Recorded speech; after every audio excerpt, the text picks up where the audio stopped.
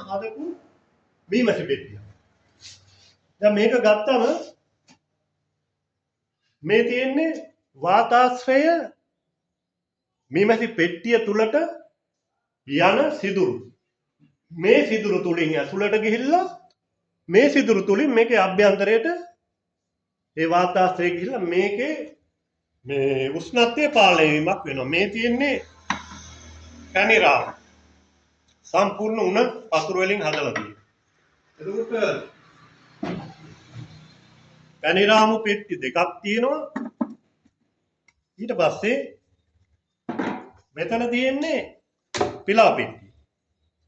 පිලා පෙට්ටියේ මෙන්න මේ ග්‍රූ එක නැත්තම් මේ දාර දිගට තමයි මීමැස්සා ඒ වදේ වදින්නේ. යාට සහයෝගයකට තමයි තා තීව්‍ර ධාරයක් සහිත ආධාරකයක් විදිහට තමයි මේ පැණි රාමුව සමහර පැණි මේ පිලව් රාමුවම සකස් කරලා තියෙනවා. මේකේ තියෙන විශේෂත්වය තමයි මේ ග්‍රූ එක දිගේ එයාට අවශ්‍ය කරන සහයෝගයක් දීලා තියෙනවා වද බැඳීම සඳහා.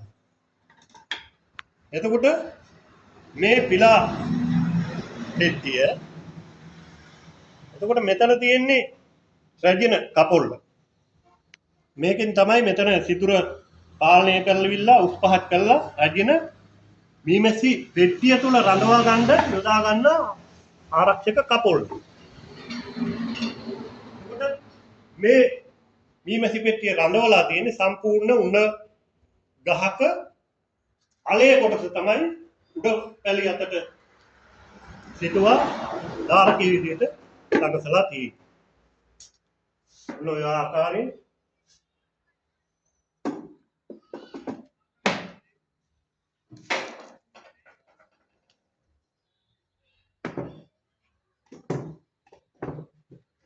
සම්පූර්ණ